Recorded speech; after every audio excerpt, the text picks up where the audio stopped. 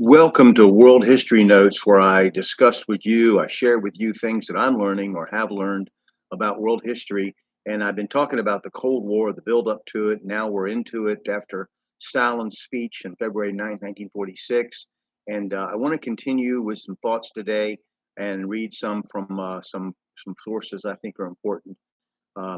So 2 weeks. Well, let's first off, what I want to do is I want to go over. I've been trying to do like an individual of the Cold War that is found out to be a communist spy. Um, Different people at different times, or maybe people who are just communist, in, partial to the communist doctrine, Marxist doctrine. So I want to go over a couple of those, and let me. Noel Field is one I want to talk about today. He was a United States government official, and he was a Soviet agent. He defected. He didn't just, you know, get arrested and go to jail. He defected to the Eastern Bloc in 1948. And during the 1930s, Noel Field served in the Department of State. He was at the Western European desk, and so he was recruited for work for the GRU, and and this information is found in KGB archives. So he during World War II, he worked in the OSS. Again, another person, another communist in the OSS, precursor to our CIA. And in 48, he defected to communist Czechoslovakia. So he did a lot of damage, and he turned over State Department documents to Hedy Massing. I've talked about her before, um, and Alger Hiss admitted he knew he was a communist, and so he was a State Department advisor in the Philippines in 1940. So this is one of those people who had a lot of influence in writing in policy and things like that in our government during World War II. So, and these aren't things that just conclusions. These are things that have been discovered from KGB archives and things like that. So, Noel Field, if you want to look him up, maybe a good one. Now, 2 weeks after the Stalin speech in late February, United States diplomat George Kennan responded to a State Department request for an analysis of Soviet expansionism and global intentions of what became another declaration of the Cold War. So you had Stalin's speech was considered the opening salvo, and then the long telegram. Kennan's response was later just given the descriptive title of the long telegram. He warned that Soviet policies assumed Western hostility and that Soviet expansionism was inevitable. Moscow would only be deterred by forceful opposition via political or military. This is from a source online. And Kennan thus recommended that the United States employ a policy of long-term patient but firm and vigilant containment. His analysis was well received by the United States policymakers who felt the telegram confirmed their views and the tougher stance the Truman administration was taking with the Soviets. Now, I want to read some from John Lewis Gaddis's book, Strategies of Containment. I have it in physical and in Kindle. So I'm going to read this because it says some important things. So rarely in the course of diplomacy does an individual manage to express within a single document ideas of such force and persuasiveness that they immediately change a nation's foreign policy. That was the effect, though, of the 8,000-word telegram dispatched from Moscow by Kennan on February 22nd, 1946, prodded by a puzzled State Department to explain the increasingly frequent anti-Western statements in the speeches of Soviet leaders, and by a Treasury Department wanting to know why the USSR had refused to join the International Monetary Fund and the World Bank. Kennan, with a mixture of exhilaration at having been asked and exasperation at having until then been ignored, composed a primer on Soviet foreign policy with all the speed and intensity that comes from direct experience and passionate conviction. As was once said of another career diplomat in another country at another time, whose ideas had a similar impact, quote, there was such a heat in his spirit that the knowledge of history and contemporary politics, acute judgment, and power of exposition ran together with a kind of incandescence which lit up everything on which his mind and feeling and words are directed. The thesis of Kennan's long telegram was that the whole basis of American policy toward the Soviet Union during and after World War II had been wrong. That policy, whether in the form of Roosevelt's emphasis on integration or Harriman's on bargaining, had assumed the existence of no structural impediments to normal relations within the Soviet Union itself. The hostility Stalin had shown toward the West rather had been the result of insecurities bred by external threats. These could be overcome, it had been thought, either by winning Stalin's trust through open-handedness or by commanding his respect through a quid pro quo approach. In either case, the choice as to whether cooperation would continue was believed to be up to the United States. If Washington chose the right approach, then the Russians would come along. Kennan insisted that Soviet foreign policy bore little relationship to what the West did or did not do. The, quote, party line is not based on any objective analysis of the situation beyond Russia's borders. It arises mainly from basic inter-Russian necessities which existed before the recent war and exist today. Kremlin leaders were too unsophisticated to know how to govern by any other means than repression. They therefore needed excuses for the dictatorship without which they did not know how to rule, for cruelties they did not dare not to inflict, for sacrifices they felt bound to demand. Picturing the outside world as evil, hostile, and menacing provided such a justification. A hostile international environment is the breath of life for the prevailing internal system of this country, Kennan argued in another dispatch to the State Department the following month.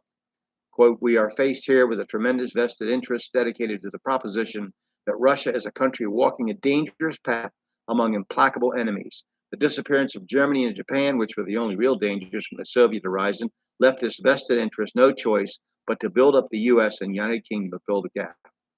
There could be then no permanent resolution of differences with such a government, since it relied on the fiction of external threat to maintain its internal legitimacy. Some of us here have tried to conceive the measures our country would have to take if it really wished to pursue at all costs the goal of disarming Soviet suspicions, Kennan noted in March. We have come to the conclusion that nothing short of complete disarmament, delivery of our air and naval forces to Russia, and resigning of the powers of government to American communists would even dent this problem. And even then, we believe, and this is not facetious, that Moscow would smell a trap and would continue to harbor the most baleful misgivings. We are thus up against the fact, Kennan continued, that suspicion in one degree or another is an integral part of the Soviet system and will not yield entirely to any form of rational persuasion or assurance. To this climate and not to willful preconceptions, we must adjust our diplomacies. Within days of its receipt, the long telegram and Kennan's other dispatches have been circulated, read, commented upon, and for the most part accepted in Washington as the most plausible explanation of Soviet behavior, past and future. And as he said, if none of my previous literary efforts had seemed to evoke even the faintest tinkle from the bell to which they were aimed, he recalled, this one, to my astonishment, struck it squarely and set it vibrating with a resonance that was not set to die down for many months. Why, though, did the Truman administration attach such important views to the views of relatively junior Foreign Service officer? What accounted for the fact, as Kennan later put it, that official Washington, whose states of receptivity or the opposite are determined by subjective emotional currents as intricately embedded in the subconscious as those of the most complicated of Sigmund Freud's erstwhile patients, was ready to receive the given message? The reason was a growing awareness in Washington that the quid pro quo strategy had not worked, but that nothing had yet arisen to take its place. Kennan's analysis did not in themselves provide such a strategy. They were devoted primarily to an elucidation of the Soviet threat. Such positive recommendations as they contain were limited to the need for candor, courage, and self-confidence in dealing with the Russians. But there were more specific conclusions that seemed to emerge from Kennan's argument. The Truman administration was quick to seize on these as the basis for yet another approach to the problem of Soviet power in the post-World War, a strategy best characterized by Secretary of State Burns, with all the enthusiasm of a recent convert, as one of patience and firmness. Now, that is from Gaddis' Strategies of Containment. I really thought that was important. I want to also read from the book Norman Friedman's The 50-Year War, Conflict and Strategy in the Cold War, because it has a couple of interesting conclusions. I think you might spur you on to other study. So it says, George Kennan, the State Department's charge in Moscow, one of its leading Soviet experts, sent his famous long telegram to answer a shocked State Department's request for an explanation both of Stalin's rejection of the Bretton Woods Agreement and of his election address. According to Kennan, Stalin was reviving the classical communist theory of permanent warfare. Stalin believed that conflict within the capitalist system, now, and understand this in the way that communists in our country are doing things today, most likely between Britain and the United States, was inevitable and would be the engine of further communist expansion. Although he would prefer to avoid war, Stalin warned that smart capitalists seeking escape from inner conflicts might attack him, as Hitler had. Kennedy wrote that the Soviets were committed fanatically to the belief that with US, there can be no permanent modus vivendi. The problem of how to cope with their force is undoubtedly greatest task of our diplomacy has ever faced and probably greatest ever will face. It was futile for the West to hope that the Soviet Union might make concessions in order to be accepted into the emerging world organizations. Stalin had no interest in a stable world society unless it was one he dominated, nor was he particularly interested in world trade. The Soviets might accept trade credits, but they would not be affected by their denial. On the other hand, Stalin had no fixed plan for world dominion. His system would generally avoid unnecessary risks. It can easily withdraw, and usually does, when strong resistance is encountered. Gauged against the Western world as a whole, Soviets are still by far the weaker force. Thus, their success will depend on the degree of cohesion, firmness, and vigor which the Western world can muster. Now, this next paragraph is important. Kennan predicted that Stalin would initially try to seize areas he considered particularly strategic, such as northern Iran, Turkey, and possibly Bernholm. Later, he would take what he could as the opportunity was offered. The Soviets would try to drive Western powers out of the colonies and underdeveloped countries. However, Kennan believed that Stalin wanted the Libyan trusteeship more to stir up conflict for the West in the West than for strategic advantage. Similarly, Stalin would seek ties to countries already somewhat antagonistic to the West, such as Germany, Argentina, and the Middle Eastern countries. Now, here's the kicker. Many years later, Molotov, Stalin's right-hand man on foreign policy, confirmed that Kennan had been right. In retirement and disgrace for Stalinism, Molotov told a friend that the essence of communism was the offensive against capitalism. So then, as he said in the 1926 speech, the policy of our party is and remains the final triumph of socialism on a world scale.